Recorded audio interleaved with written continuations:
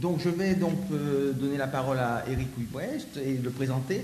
Donc Eric est architecte des PLG et urbaniste en exercice depuis 25 ans en France et à l'international comme expert, enseignant et chercheur. Donc il a une connaissance du Proche-Orient qui est très... Voilà. Il a habité 5 ans à Beyrouth et dirigé l'Observatoire urbain de recherche sur Beyrouth et la reconstruction. Puis le Centre d'études et de recherche sur le Moyen-Orient contemporain, CERMOC, donc devenu depuis l'IFPO. Il a aussi habité 4 ans à Damas, donc c'est un terrain qu'il connaît, où il a travaillé sur la planification régionale et urbaine de Damas. Et d'ailleurs, sa présentation d'aujourd'hui sera directement donc, liée à ce questionnement.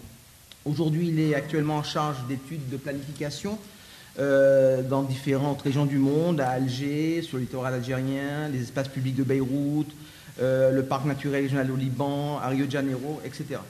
Et aussi enseignant à l'Institut français d'urbanisme à l'Université de Paris-Est, Marne-la-Vallée, en charge du postmaster expertise internationale ville en développement. Eric, à vous la parole. Vous avez 15 minutes. Déjà mort. Merci à vous tous d'être là pour cette session. Merci pour l'invitation. Si j'ai accepté de participer à ce colloque, c'est évidemment je suis très attaché à Damas, mais c'est aussi parce que je suis toujours intéressé par les questions de reconstruction pour avoir travaillé sur 2 villes en reconstruction qui sont Beyrouth et Phnom Penh, principalement, et qui ont eu des processus assez différents dans leur mode de reconstruction. Donc ça pose question sur comment faire et comment essayer d'appréhender le problème. Alors évidemment, on ne peut pas trouver de solution aujourd'hui pour Damas parce qu'on n'est pas encore dans une phase proprement dite de reconstruction, mais on va essayer de poser un certain nombre d'éléments, je vais vous exposer un certain nombre d'éléments qui peuvent aider à essayer de cerner un peu les choses. Mais c'est évidemment à ce stade sans prétention.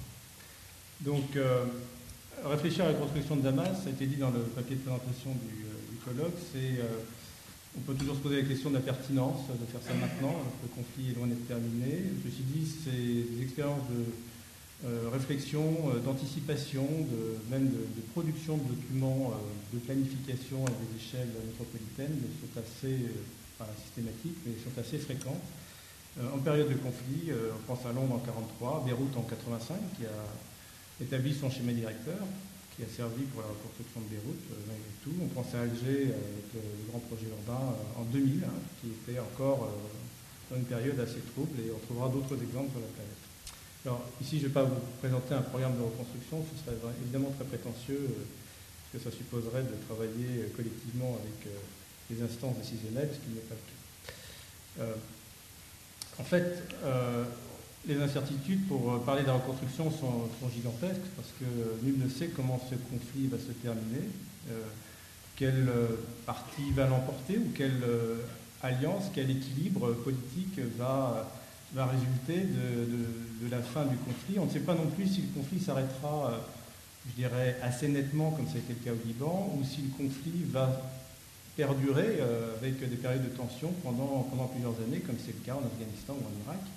Il est parfois assez difficile de dire à partir de quand commence la reconstruction, déjà politique, et ensuite physique et sociale. Donc, les incertitudes sont énormes, et on pourra définir comme ça différents scénarios, à la fois des scénarios politiques, qui sont domination d'une partie ou un nouvel équilibre, un pays unifié ou divisé. On peut très bien imaginer que, malheureusement, la Syrie soit divisée à l'issue de ce conflit, l'Irak est quasiment divisé. On peut très bien avoir des processus qui sont plus centralisateurs pour des questions de sécurité, de mainmise plus forte, ou de décentralisation, comme ce qui a l'air de s'opérer aujourd'hui en Libye. On peut avoir aussi des contextes politiques qui facilitent une véritable réconciliation entre les parties qui ont été très divisées, ou la poursuite d'un conflit par d'autres moyens. Donc on est vraiment dans une incertitude qui est énorme sur le plan politique, et vous savez bien que selon la configuration politique, les modes décisionnels seront sur les territoires. Et quand on travaille sur l'aménagement du territoire, sur l'urbanisme, on s'intéresse au territoire. Qui va diriger, qui va participer à la boîte noire de la décision? Est-ce que la population sera intégrée d'une façon ou d'une autre dans les modes de décision ou pas vraiment? Ces incertitudes sont énormes, et ça jouera sur le contenu même de la reconstruction. Et les conditions sécuritaires vont jouer aussi beaucoup, parce qu'on sera dans un contexte répressif encore plus fort pour avoir la mainmise sur l'ensemble du territoire. On sera dans une pacification acceptée par l'ensemble de la population. Pour avoir aussi l'insécurité qui se maintient, des pressions externes. Il peut y avoir plein de scénarios différents.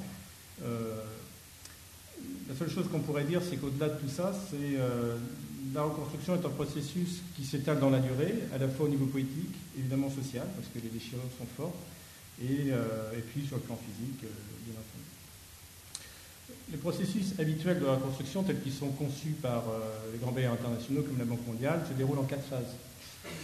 Une phase d'urgence qui est évidente, parce que les besoins sont immenses, besoins sociaux, besoins alimentaires, besoins sanitaires, besoins de logement, etc. Deuxième phase qui s'intéresse, parce que c'est plus long à mettre en œuvre, mais qui s'enclenche généralement assez vite, et souvent les périodes de reconstruction s'attachent principalement à ces 2 périodes, urgence et reconstruction des infrastructures de base, ou en tout cas réhabilitation et réparation des services de base et des infrastructures de base. L'eau, l'énergie, les télécommunications et les routes, principalement les routes principales, pour que ça puisse fonctionner à peu près. C'est ça. Ensuite, on rentre dans des processus qui sont un peu plus longs. La troisième phase est généralement orientée plus sur le développement économique. Et la quatrième chercherait à aller à plus long terme, au bout de 15 ou 20 ans, vers des conceptions, on pourrait dire, plus contemporaines, plus modernes de développement durable. La question qui peut se poser, c'est... je reposerai la question par rapport à ces processus juste après. Pour illustrer un peu ce que peut être une période d'urgence, il y a beaucoup de choses à faire en période d'urgence pour les handicapés, pour la santé de la population qui était très affectée, très affaiblie, pour assurer la sécurité, pour héberger dans l'urgence, parce qu'il faut bien répondre à des questions d'hébergement qui sont difficiles, et puis réparer un certain nombre de choses, relancer la production alimentaire, quelque chose de très important, et le système de distribution, comment le réorganiser pour que les gens puissent s'alimenter. L'urgence, ce sont ces éléments-là, avec des spécificités qui sont celles de la reconstruction, qui sont liées à...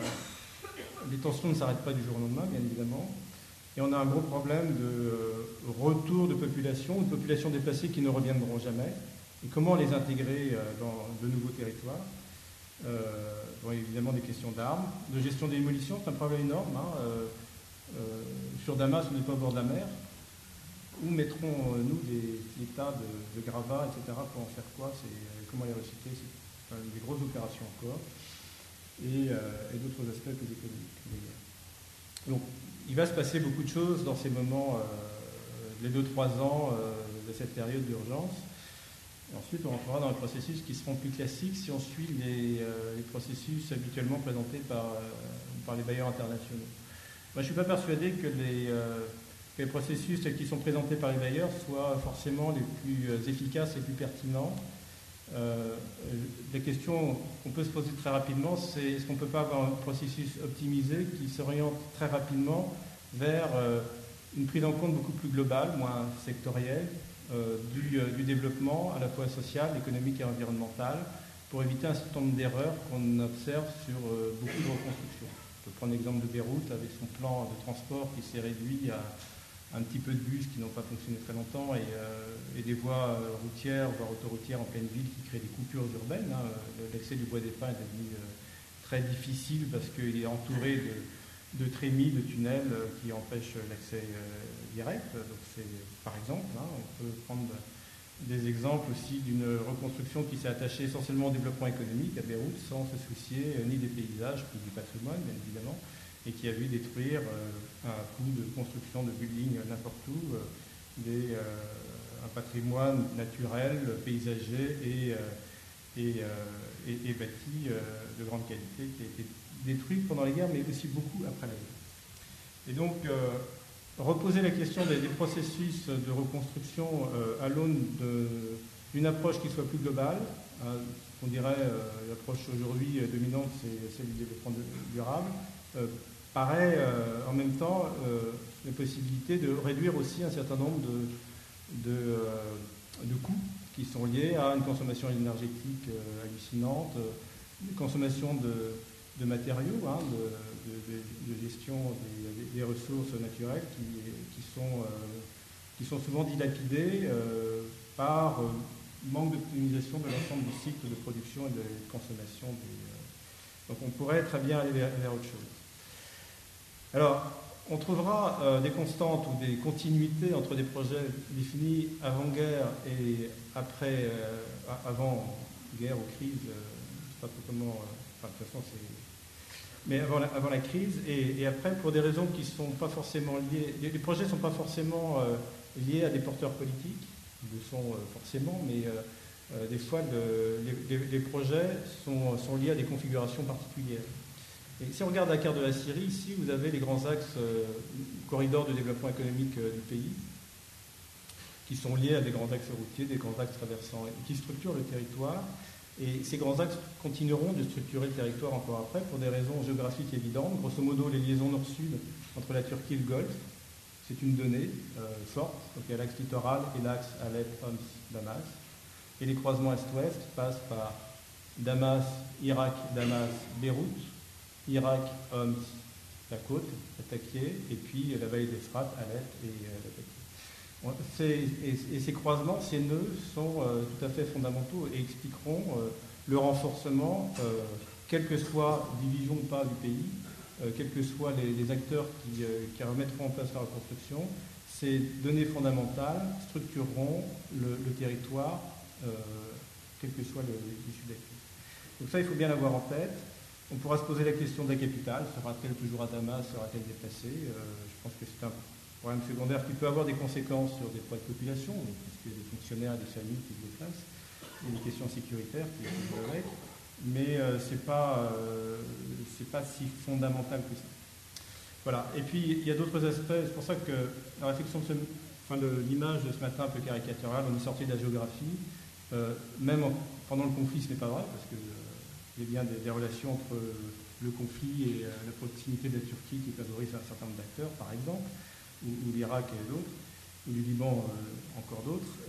Mais il y a aussi d'autres facteurs qui sont intrinsèquement liés au conflit et à la sortie du conflit, qui seront, je dirais, un des points forts, un des points fondamentaux économiques de ce conflit, c'est qui contrôlera le gaz pour rejoindre l'Europe. Que ce soit le gaz qui vient de l'Iran pour traverser l'Irak et la Syrie, ou qui viendra du Qatar, qui est le même champ gazier, le plus grand champ gazier du monde, et qui passerait par l'Arabie Saoudite, la Jordanie, la Syrie pour rejoindre le BIC européen.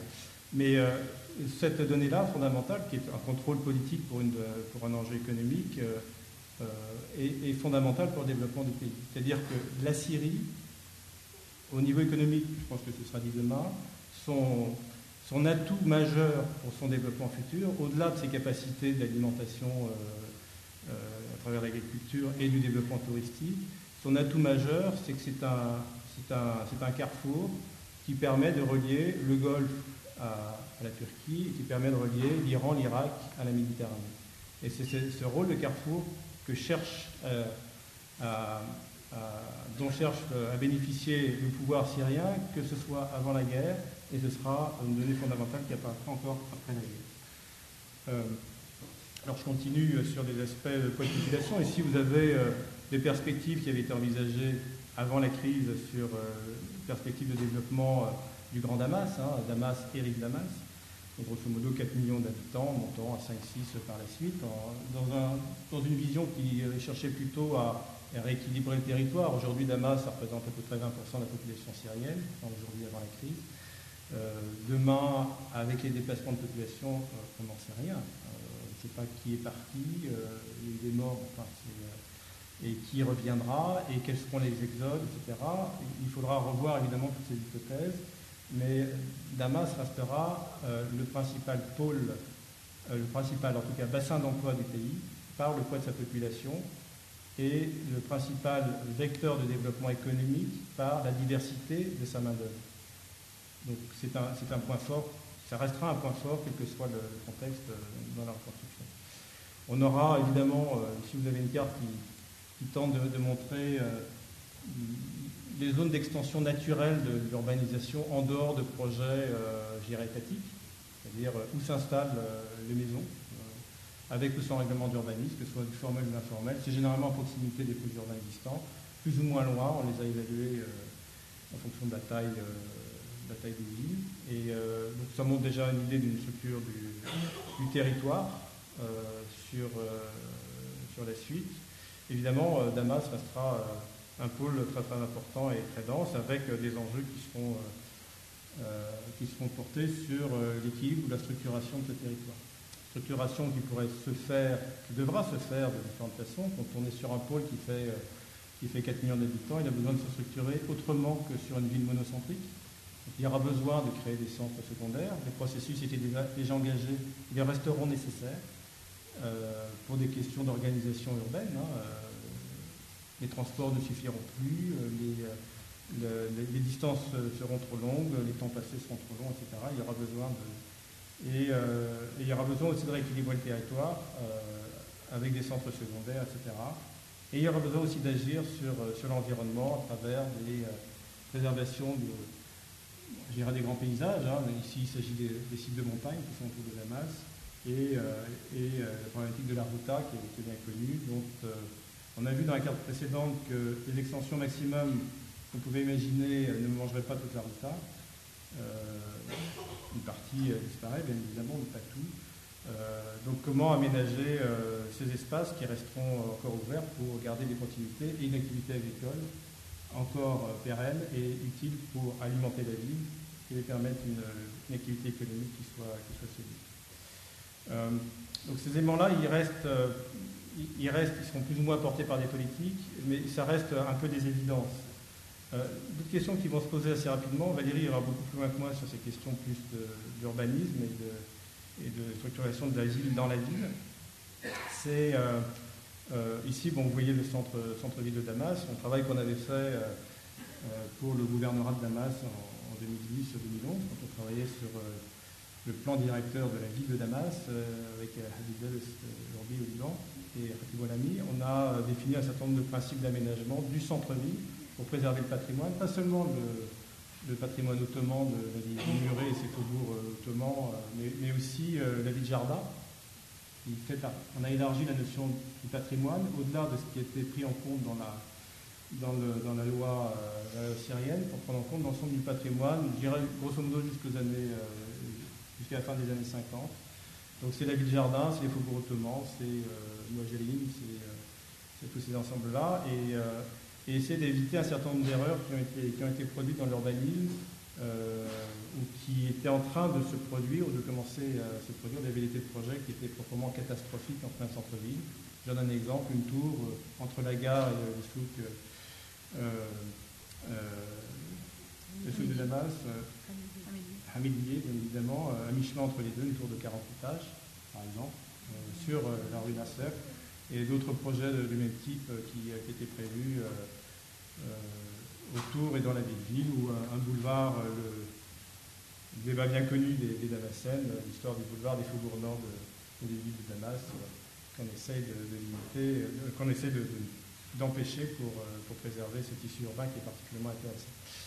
Donc je pense que ces éléments, ces réflexions qui sont un véritable combat militant, je dirais, de techniciens avec l'appui des associations pour garder l'identité, sont effectivement, ça a été dit ce matin, sont fondamentaux pour asseoir cette reconstruction sur un sens, retrouver ses racines, c'est retrouver son identité pour trouver un sens dans l'identité syrienne de la reconstruction. Alors évidemment, ça prendra une dimension assez politique à ce moment-là. Ici, pour terminer, je dirais qu'il y a évidemment un nombre incalculable de défis à relever dans le cadre de nos reconstructions. Ici, je voudrais seulement pointer, je ne dis pas que c'est tous les défis, mais seulement pointer trois choses qui me semblent importantes. Je pense que la première question, c'est celle de la réconciliation, qui touche la question identitaire, évidemment, qui touche la question de la mixité sociale, de la participation de la population aux décisions. Donc le retour de la confiance, ça passe aussi par ça. Donc ça, c'est un certain nombre de modes de gestion des territoires, de confiance dans les services collectifs. Il faut qu'ils soient efficaces, mais il faut aussi qu'ils correspondent vraiment aux besoins de la population et de toute la population, y compris celle qui était relativement oubliée, pas complètement, mais dans certains quartiers de la ville. Et Et donc l'accès à la ville, l'accès aux services urbains, l'accès au logement dans des conditions correctes, l'accès au marché du logement aussi, dans des conditions correctes. Et je pense que c'est tout ça la question de la réconciliation. Ce n'est pas que de la relation sociale. C'est aussi l'espace public. Reprendre place dans la mondialisation, je pense que c'est un autre... on a parlé ce matin de l'isolement du territoire, l'isolement des Syriens. Reprendre place dans la mondialisation, c'est à la fois... beaucoup de gens vont s'intéresser à la reconstruction de la Syrie. Ils seront plus ou moins les bienvenus en fonction de la fin du conflit. Il n'est pas évident que les Français soient les bienvenus, mais peut-être, on n'en sait rien. On verra à ce moment-là. Tout dépend des configurations de la fin du conflit. Mais il y a généralement un effet de rattrapage économique. Mais parce qu'il y a une portée internationale qui peut arriver à ce moment-là, qui est probable, que ce soit du Golfe ou d'ailleurs. Et la question qui va se poser assez rapidement sur le retour reprendre place dans le jeu des métropoles, en ce qui concerne Damas, pour tirer le développement économique comme locomotive du développement économique du pays. Ce n'est pas la seule, mais c'est une très importante. Elle jouera sur sur le tourisme, sur l'identité, mais aussi sur les capacités d'accueil pour le développement économique. Donc ça joue sur les zones d'activité, mais aussi sur la mixité économique dans le tissu urbain. Ce n'est pas que des zones d'activité économique. C'est aussi lié sur la qualité de ces espaces pour les attirer là plutôt qu'ailleurs. Ce n'est pas que le coût du travail pas cher qui va en Syrie à ce moment-là qui va attirer l'entreprise. Ce sera aussi la qualité de l'infrastructure et la qualité d'accueil pour les investissements. Et puis le dernier point que je voulais soulever, assez particulier, mais c'est celui du changement climatique. Je pense que c'est une question qui va devenir de plus en plus importante parce qu'on est au port du désert de Damas. On est au pied de la montagne, il y a de l'eau qui vient, mais on évaluait qu'au bout d'ici 20 ans, il n'y aura plus assez d'eau, il faudra aller chercher beaucoup plus loin, 100 km pour alimenter la vie. Donc la question d'une bonne gestion de l'eau agricole et d'une bonne gestion de l'eau urbaine et du recyclage était une des questions importantes liées au changement climatique. Le changement climatique aura aussi des effets sur les îlots de chaleur, donc sur la biodiversité. C'est aussi les plantations de forêt pour refroidir la ville de 5 degrés, par exemple. C'est dans le sens des vents qui viennent du Vermont, par exemple. C'est des grands projets de ce type-là dont on aura besoin pour faire face à des effets qui sont inéluctables, mais une reconstruction, ça s'étale sur 20 ou 30 ans, donc on est bien dans les bonnes échelles quand on parle du changement climatique, au moins dans la première phase de l'adaptation, de l'atténuation. Et c'est aussi une meilleure gestion des ressources, de l'eau, des matériaux, pour limiter les coûts, je dirais. C'est l'optimisation dont on parlait tout à l'heure, qui semble nécessaire. Voilà un certain nombre d'éléments que je voulais partager avec vous. Pas un programme de reconstruction, vous avez bien vu, mais un certain nombre d'éléments qui me semblent nécessaires d'avoir en tête pour aborder cette question de la reconstruction sur Damas, peut-être sur le territoire aussi. Je vous remercie.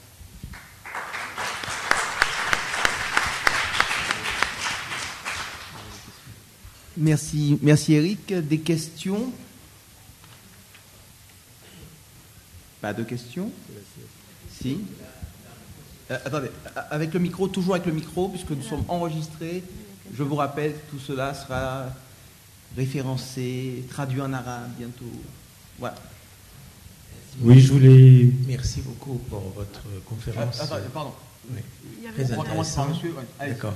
J'ai trouvé Pardon. très intéressant puisque vous avez fait le point concernant ce qu'on a dit ce matin. Dans les défis, vous avez parlé de la réconciliation. Or, on ne peut pas réconcilier très facilement. La réconciliation, c'est un défi très majeur, trop majeur même. Et je me demande comment on peut réconcilier avec une catégorie de personnes, politiquement parlant, qui veut détruire la processus de destruction elle-même. C'est un défi majeur. Donc, par exemple, je m'explique, quand on est...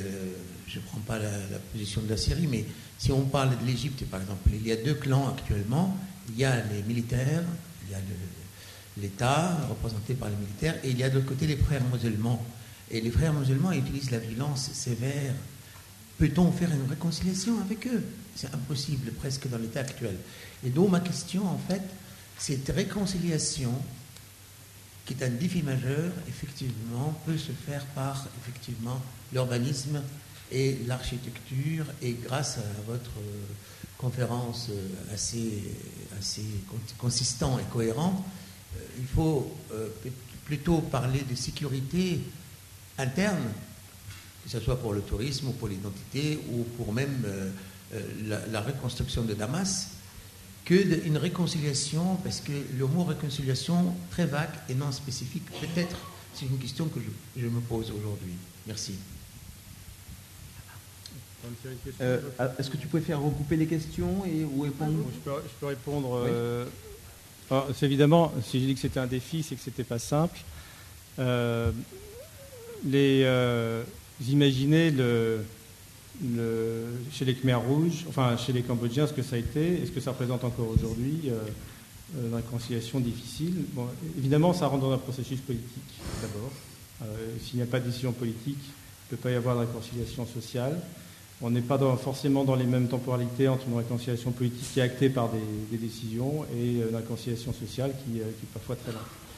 Donc, mais ça restera le défi central, je dirais, de la reconstruction. Au-delà des infrastructures, du confort de vie, de l'environnement, etc., la question majeure qui va se poser, qui va structurer l'ensemble du processus, c'est-à-dire les jeux d'acteurs vont se structurer en fonction de cet enjeu. Et l'ensemble des politiques qui devront être mises en place, à mon avis, si elles prendront du sens, si elles sont orientées d'abord sur le processus de reconstruction d'une société, c'est bien ça qui est en compte, qui passe par une réconciliation d'une façon ou d'une autre. L'oubli des violences est parfois nécessaire, dans une certaine mesure. Le travail sur la mémoire est de toute façon, à un moment ou à un autre, indispensable. Il faut à un moment rouvrir les pages, peut-être avec un certain temps. C'est le cas au Liban, il y a une période d'oubli. Maintenant, il y a un travail sur la mémoire qui s'effectue depuis une dizaine d'années, mais qui est tout à fait indispensable pour reconstruire sur des bases saines, assumer son passé pour construire l'avenir. Mais c'est tout à fait central et c'est ça qui doit construire. Ensuite, il peut y avoir des initiatives à l'occasion de projets d'urbanisme, pourquoi pas, mais de projets sociaux ou autres. J'ai beaucoup apprécié le culot qu'a eu la région d'Île-de-France de construire le parc de la réconciliation de Beyrouth, qui est le parc du Bois des Pins, même s'il est ouvert que partiellement aujourd'hui, c'est-à-dire à cheval entre zones sunnites, chiites et chrétiennes. Ou ce qu'on vient de réaliser aujourd'hui au Liban, c'est-à-dire signer 47 maires druzes et maronites, là où a démarré la guerre dans le Haut-Méthène, ils se sont massacrés à coups de hache. Ils ont signé une charte pour construire un territoire durable à 47 municipalités druzes et maronites et quelques chiites. Remarquable. On est bien par des projets de territoire. On arrive à aussi monter des projets sur l'assainissement à Beyrouth avec la mairie de Beyrouth Hariri, Robéré Hezbollah, les Arméniens de Bolchamoud et les Maronites un peu plus loin. On arrive à faire, mais ça demande un certain culot des politiques, évidemment, pas faisable dans tous les contextes, mais quand on peut ouvrir des portes comme cela, je pense qu'il faut y aller. Et je pense que les enjeux dans ces projets, quelle que soit la nature des projets, devront chercher à trouver les voies pour faire le lien politique et social au maximum. Ça doit être un enjeu affirmé, majeur, dans la nature de tous les projets qui doivent être mis en place. Voilà. Question ? Oui, moi je voulais juste faire une remarque par rapport à tous ces défis qu'il faut effectivement relever, mais est-ce qu'il y a un travail qui est fait aussi parallèlement par rapport à la population ? C'est-à-dire qu'on est quand même à une population, est-ce qu'on a des données démographiques, des données de classe sociale, tout ce type de données ? Car si mes calculs sont exacts, si nous avions suivi en France depuis 1950 la même courbe démographique que la Syrie, nous serions actuellement 280 millions en France. Ce qui poserait complètement différemment nos problèmes que l'on a déjà qui sont assez forts ici. Et donc, il va y avoir des réponses quand même immédiates à donner par rapport notamment à toute la population qui a moins de 20 ans, qui demande, qui souhaite la liberté, la démocratie, et qui souhaite aussi de travailler, de gagner sa vie, de vivre. Donc, est-ce qu'il y a parallèlement tout ce travail sur l'urbanisme, l'architecture, une réflexion sociale sur tous ces gens ? Bien sûr, on parle bien en ce moment, moi je ne suis pas tout à fait au courant de ce qui se passe. Ce que j'ai présenté sont seulement des éléments assez généraux, des éléments de principe. Les quelques données que j'ai montrées sont des données qu'on a produites avant la crise sur la base du recensement. national syrien et travailler avec des sociologues syriens, l'ancien directeur de la statistique notamment, c'est un truc tout à fait remarquable, et puis d'autres qui ont travaillé là-dessus. Il y a des données qui existent, ceci dit, les gens ont bougé, et on travaille sur des données localisées. Il va falloir faire un gros travail dès le début sur les données pour reconstruire, et puis les gens vont rebouger selon la façon dont se passera le processus de reconstruction, de réconciliation. La population va rebouger, va revenir sur certains territoires ou ne reviendra peut-être jamais. Donc tout ça devra être remis un peu à plat et c'est déjà une énorme tâche. Je voudrais revenir sur un autre aspect qui est celui de la nécessité, souvent oubliée par les bailleurs internationaux, de travailler sur la planification de la reconstruction. Pas seulement programmer des infrastructures parce qu'il y a une urgence, mais mettre en place le cadre national et régional pour définir des stratégies d'aménagement qui sont les seules qui permettent de mettre ensemble l'ensemble des éléments qui composent le développement urbain ou territorial. C'est-à-dire que pour que les transports fonctionnent avec l'habitat et avec l'eau, etc., pour que tout ça marche ensemble. Et généralement, on a affaire à des politiques sectorielles qui s'appliquent, qui répondent à des lignes sectorielles parce que les États fonctionnent en silo. Et l'échelon territorial est souvent négligé, alors que c'est lui qui gère l'intersectoriel, entre la santé, l'éducation, l'eau, les transports, etc. C'est l'échelon territorial qui est souvent pas suffisamment mis en avant, parce qu'on met très souvent en avant les États qui sont construits selon des politiques sectorielles pour des raisons de répartition du pouvoir entre les acteurs. Et là-dessus, il y a un vrai enjeu, je termine, une phrase, il y a un vrai enjeu qui est de replacer les gestionnaires des territoires, les acteurs locaux, au centre des dispositifs de la reconstruction pour mieux gérer le territoire. Alors, je vais vous demander juste que les questions soient vraiment plus concises, précises, sans trop de discours. On a vraiment un retard à rattraper. Je me permets, monsieur, de donner la parole à CD qu'on n'a pas encore entendu. Et Sophie me faisait remarquer qu'il faudrait peut-être se présenter pour ceux qui le désirent. Comme ça, on peut se situer un peu, savoir qui est qui. Et voilà. D'accord ? Oui. Pardon. Merci beaucoup. Donc, CV Isoli, avocate au barreau de Paris. Donc, il me semblait que dans votre projet, il y a très peu de place pour l'environnement. Or, on sait qu'aujourd'hui à Damas, notamment en ce qui concerne les transports en commun, vous avez parlé de l'époque de l'indépendance, l'architecture à Damas, et on sait qu'à l'époque, il y avait par exemple le tramway comme moyen de transport. Or, depuis l'arrivée de ce régime, en place depuis 50 ans, aucun projet pour le développement de transport en commun. La pollution est horrible à Damas. Vous savez que c'est un pays où il y a presque 300 jours par an, on a de soleil. Or, le développement de l'énergie soleil, toutes ces infrastructures n'est absolument pas développé. Vous avez parlé un peu de forêt avec Damas à la porte de désert. Donc, tous ces projets qu'on connaît ici en France, en Europe, dans des pays nordiques, en ce qui concerne le développement de la construction en bois, les projets de transport en commun, tout cela, j'ai ressenti que c'était un peu presque absent dans le projet de reconstruction. Est-ce que ce n'est pas un élément à prendre en considération ? Il me semble que j'ai parlé d'une ceinture écologique, de la protection de la Ruta. J'ai parlé des transports en commun, c'est une vraie question, même si c'était en cours de restructuration à Damas, avec des ambitions de projet de BRT plus que de métro, et de transformation des minibus en bus, qui était déjà une évolution intéressante, qui était en cours et qui devra se poursuivre après la guerre. Le rééquilibrage territorial aussi, pour une meilleure organisation de la métropole. Je pense que les questions de la reconstruction devront, et je l'ai dit dès le début, en termes de développement durable, approche globale, il s'agit bien de bien lier l'approche économique, sociale et environnementale et culturelle, qui est le quatrième pilier du développement, pour articuler ces différentes politiques qui sont généralement beaucoup trop concentrées sur le développement économique. Et là-dessus, on cherche bien à articuler cet ensemble. Une question ? Encore une ou deux, pas plus, parce que vraiment... Monsieur ? Oui, il y a un problème pratique à moi que je n'ai pas bien compris. Vous n'avez pas pris en compte qu'il y a 4 millions de réfugiés. le jour où il va y avoir la possibilité de rentrer au pays, ces gens-là, ça va créer un problème. Donc, est-ce qu'on va réparer ce qui existe actuellement et passer plus tard à la reconstruction, ou comment faire? Parce que ces gens-là, soit ils ont perdu leur logement, ou bien, voilà, il y a des dégâts, etc. Donc, voilà. Il y a deux questions. Il y a ceux qui sont, il y a les déplacés internes au pays et les personnes qui sont parties à l'extérieur. La grosse inconnue, c'est celle du retour. Est-ce que les gens sont partis définitivement et où est-ce qu'ils souhaitent revenir? Et là-dessus, c'est une des grosses inconnues de ces périodes de troubles et de crises terribles. Là-dessus, il est très difficile aujourd'hui de statuer sur les volumes, en tout cas, des retours.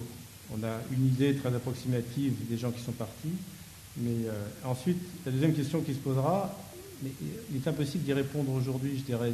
Tout dépend des rapports de force au pouvoir et de l'importance qu'ils donneront au retour ou non des déplacés.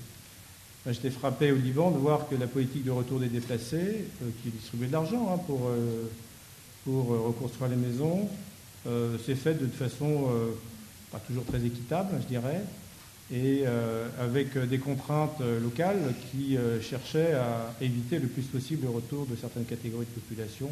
Dans certaines régions, je ne citerai pas, mais il y a eu quand même des adaptations très locales qui, dans certains endroits, favorisaient la distribution d'argent sous condition, donc qui obligeait à construire de façon sans aucune planification et sans aucun urbanisme. Il y a eu des effets très dommageables sur le développement lui-même.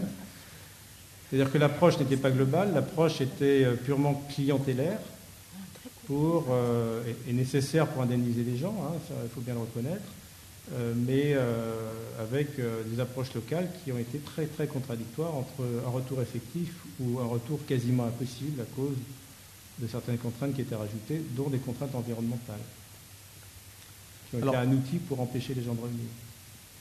Mais, donc c'est très compliqué comme question, mais c'est très lié au rapport de force politique.